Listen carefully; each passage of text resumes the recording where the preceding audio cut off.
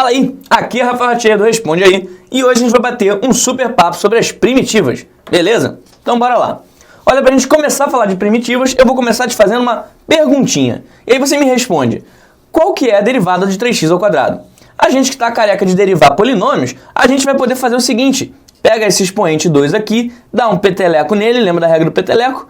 O 2 cai multiplicando, como já tem um 3, vai multiplicar o 2 com 3, então se eu tenho uma f de x é igual a 3x ao quadrado, a minha derivada, f' de x, vai ser o 6x, tá? Porque o 2 caiu multiplicando, e o x perde uma unidade no expoente, e 2 menos 1 é 1, então vai ficar 6x mesmo.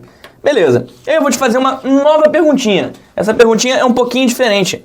Qual é a função que a derivada resulta em 3x ao quadrado? Então olha só, agora a gente quer fazer o processo inverso. Bom, vamos começar fazendo o seguinte, eu vou escrever o 3x, e lembra que quando a gente derivou, esse cara caiu multiplicando e perdeu uma unidade? Agora eu vou fazer o contrário, eu vou dar uma unidade, então 2 mais 1 vai dar 3, e ao invés de ele cair multiplicando, ele vai cair dividindo. E aí eu corto aqui, dá x ao cubo. Então, eu vou ter o seguinte, que se eu derivo x ao cubo, dá 3x ao quadrado. Dá pra gente fazer um teste para derivar. X ao cubo derivado, o 3 cai multiplicando, vira 3x, e aqui perde uma unidade, vira 2. Então, beleza, a gente acabou achando qual a função que quando a gente deriva, acha 3x ao quadrado. É o x ao cubo. Só que não é o x ao cubo sozinho, tá? Ele é o x ao cubo mais c. Porque se eu tivesse aqui x ao cubo mais c também, seria a mesma coisa que x ao cubo derivado, pelas propriedades das derivadas, mais derivada de uma constante c. Esse c é uma constante qualquer, tá? Isso aqui vai dar 0, isso aqui vai dar 3x ao quadrado, como a gente viu. Então, qual a conclusão que a gente chega? Que a minha primitiva é esse carinha aqui, tá? E, na verdade, a primitiva não é uma função, e sim uma família de funções. Porque o c pode ser qualquer coisa, cara. O c pode ser 1, pode ser 2, pode ser π elevado a e, 1 bilhão, não importa quem é o c, a minha família de funções é essa. Então, a definição formalzinha aí da primitivas é o seguinte. As primitivas g de x de uma função, determinada função f de x, são uma família de funções tal que, se eu derivo g, eu acho f, tá? Note que é família de funções. É a família porque o c pode assumir qualquer valor. Então, na verdade, aquela constante faz com que g de x sejam infinitas funções diferentes, tá? E como que isso vai cair em exercício pra gente? A gente vai cair, vai exigir, as questões vão exigir que a gente saiba quais são as primitivas de algumas funções clássicas. Então, antes da gente começar a ver alguns exemplos, vamos mostrar algumas primitivas clássicas, beleza? Aqui eu tenho a primitiva de um polinômio. O que acontece quando eu derivo esse cara? Derivada de c, a gente já sabe que dá 0, derivada de constante, tá? Quando eu derivo aqui, esse aqui cai multiplicando, n mais 1. O n mais 1 corta com n mais 1 e sobra o x. Só que o x vai perder uma unidade, n mais 1 menos 1 dá n, e tcharam, x a n aqui, tá? Então o que essa seta preta está querendo dizer aqui? Está querendo dizer o seguinte, essa função desse lado, quando derivada, resulta nessa. E nesse caso aqui, ele é específico para qualquer n menos o menos 1, tá? Porque se eu escolher n menos 1, aqui dá 0. Então, quando a gente tiver o caso n menos 1, a primitiva clássica é diferente, tá? A gente vai ver aqui embaixo. Outra primitiva clássica, menos cosseno de x mais c. Se eu derivo esse cara, a derivada de cosseno é menos seno. Aí o menos vai cortar com menos e vai dar seno, tá? E de novo, derivada de constante dá 0. E aí, de novo, outra função trigonométrica. A derivada do seno é cosseno. Então, a família de funções, ou seja, a primitiva do cosseno, é essa família aqui. É a família seno de x mais c. E para fechar essa folha, a gente tem esse outro caso aqui. O logaritmo neperiano, o logaritmo natural do módulo de x mais c, se eu derivo esse carinha aqui, eu acho 1 sobre x. Então essa aqui é a minha primitiva de 1 sobre x, ou seja, a família de funções que quando derivada dá 1 sobre x. Tem mais, vamos lá, mais primitivas clássicas. Essa aqui é aquela função bem doida que quando a gente deriva dá ela mesma. Então e elevado a x quando eu derivo dá e elevado a x, e c quando eu derivo dá 0. Então a minha primitiva de e elevado a x é ele mesmo mais a constante, tá? Temos também a tangente, derivada de tangente é secante ao quadrado. Então, de boa, é só adicionar o c aqui para a gente achar a primitiva de secante ao quadrado. Temos também a primitiva de tangente vezes secante, que é nada menos do que a derivada de secante mais c.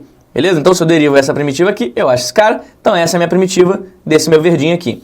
E aí, a gente fecha essa folha com esse último aqui, tá? Então, se eu derivo o cossecante de x mais c, eu acho cotangente de x vezes cossecante de x.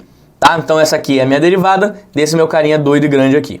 Para fechar as primitivas clássicas, eu vou só mostrar as primitivas hiperbólicas, tá? Que tem uma diferença de significado, aqui não é uma função trigonométrica, e aqui tem uma vantagem que a gente não precisa se preocupar com o sinal, tá? Derivando o cosseno hiperbólico de x mais c, eu acho seno hiperbólico de x.